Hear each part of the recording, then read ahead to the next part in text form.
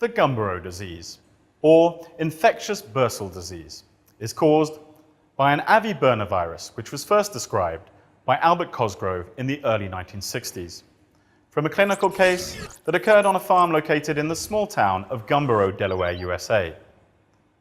Within a few decades, the virus has spread to almost all the poultry industry worldwide, and because of its high resistance in the environment, it is nowadays present in virtually every chicken farm, causing concern about its negative impact on poultry production. A large number of vaccines have been developed aiming to control the Gumboro disease. Most of them, when correctly applied, have demonstrated to be efficacious in protecting the birds, but only a few of them can be used when a full control of the disease is needed, which means not only controlling the consequences of the infection in the bird, but also preventing the selection and emergence of new Gumboro virus strains, and avoiding a build-up of existing field strains over time, putting more challenge pressure on the flock.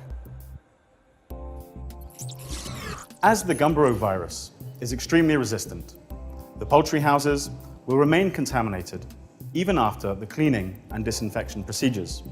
So, for the next flock, the challenge is unavoidable and will put on pressure as soon as the chickens arrive.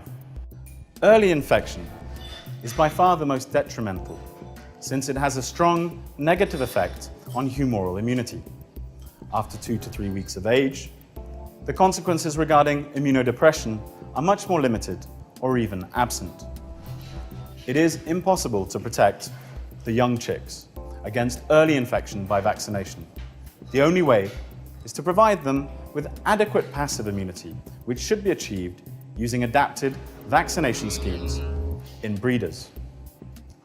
The active immunity induced by vaccination will normally ensure continuous protection needed after passive immunity. Vaccination has an impact on the evolution of the disease at farm level. The Gumboro virus is likely to evolve, and because of these possible changes in its antigenic and biological properties, control of IBD must also take time into account. What is done today will impact on tomorrow's situation, and what can be apparently working well for a few or even several rounds might turn out to be detrimental in the longer term. 3 types of Gumboro vaccines have been developed to induce active immunity for broilers: the conventional live vaccines, the immune complex IBD vaccines, and the vector HVT IBD vaccines. Conventional live vaccines suffer difficulties to overcome given levels of passive immunity, so the vaccination date determination should be carefully analyzed, and so should the reliability of the vaccination coverage when performed at farm level, which was revealed to be insufficient for adequate flock protection. The immune complex IBD vaccines are complexes formed by the combination of a carefully selected Gumboro virus, which up to now is the Winterfield 2512 strain, covered by specific antibodies in a stable form. In this way, the vaccine is not affected by passive immunity and can be safely applied to embryonated eggs or day-old chicks, immunizing the flock on an individual basis. Vector HVT IBD vaccines are made from a genetically engineered virus called the vector, whose genome contains a gene from a specific Gumboro virus called the donor, encoding for one portion of the VP2 protein present in the capsid of the selected donor. Both immune complex and vector HVT IBD vaccines can be injected systematically in the hatcheries using the in ovo or subcutaneous routes with a high degree of reliability. However, these two are very different types of vaccines, and it is necessary to understand their mechanisms of action and respective advantages to make the right choice and get the most out of them.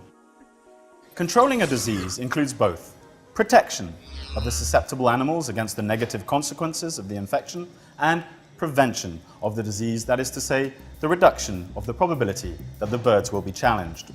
Control equals protection against the losses plus prevention of the challenge risk. For non-resident diseases, which are the ones coming from outside the poultry farms, such as Newcastle disease, avian influenza, and infectious bronchitis, amongst others, the protection comes from the vaccination. This makes the chickens more resistant to the infection. Prevention, however, comes mainly from the biosecurity measures. In the case of Gumboro disease, the causative virus is almost always present inside the farm in the litter, so the vaccination should aim at both protecting the chickens from the losses produced by the infection and preventing that the challenge risk get out of control. This is what is called controlling the Gumboro disease. For this reason, the objectives of a Gumboro vaccination program must be to ensure a continuous protection against infection by the resident farm Gumboro viruses, to prevent the build-up of higher virus pressure round after round, and to prevent the evolution of the farm Gumboro viruses towards a virus that could later escape the protection program. A comprehensive vaccination approach should consider the vaccination program in the breeders, using kill vaccines in order to generate adequate maternal immunity to early protect their offspring, and vaccination in the broilers to generate the active protection that should be able to start even in the presence of passive immunity. This will ensure the continuity of the protection. So, an effective Gumboro vaccine should be able to be successfully applied in the presence of passive immunity without causing any immunodepression or any other detrimental side effect. And an ideal Gumboro vaccine should be efficacious not only protecting the chickens, but making the broilers resistant to infection. So the shedding of the field virus will be reduced, decreasing the pressure for antigenic selection in the environment, limiting in this way the likelihood of the emergence of new strains. In other words, an ideal IBD vaccine should be able to control the Gumboro disease.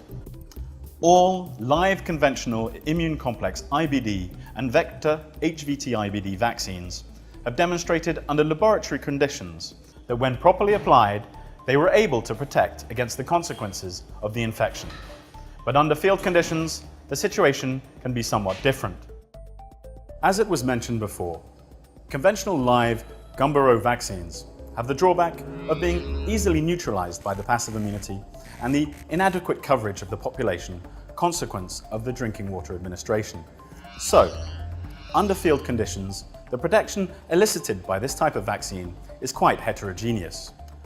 In the case of the immune complex IBD vaccines, recent scientific studies have demonstrated that the Winterfield 2512 strain present in it can replicate fast in all follicles of the bursa, fully protecting them within a few hours, triggering all arms of the immune system and making the chickens highly resistant to infection, whatever the type of Gumboro virus challenge.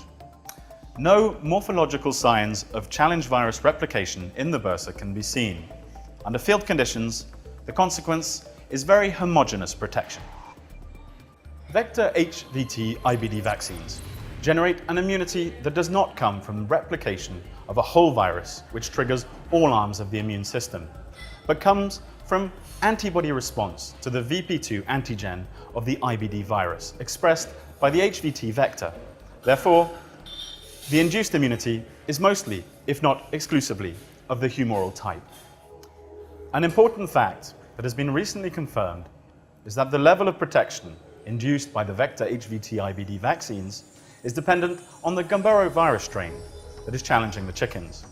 So this protection is more effective against field viruses, which are more similar antigenically to the VP2 present in the vaccine. Also, in the vector HVD IBD vaccines, the protection does not come a few hours following the replication of the virus, but builds up progressively from a few days to a few weeks after injection. So, that level of protection depends very much on the age at which the chickens are challenged. If the challenge comes early, the consequences of the infection become obvious. As previously explained, the prevention part comes to the ability of the vaccines to reduce the load of the existing virus population in the environment and to decrease the risk of new strains emerging. With the conventional live Gumboro vaccines, because of the maternal immunity effects and the difficulties for proper administration in the field, the vaccination coverage is far from perfect.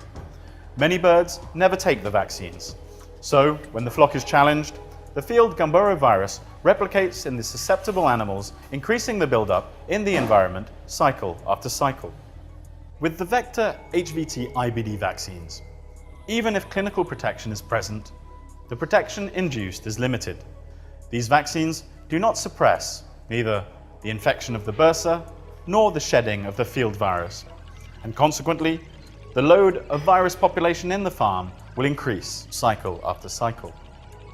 Also, the strains that are less protected by the vector HVT IBD will replicate more in the bursa, consequently being shed into the environment and becoming more prevalent over time. The long term will favour the emergence of new Gumboro strains. Vector HVT IBD vaccines protect to a certain extent from the consequences of the infection, but don't prevent the challenge risk increase.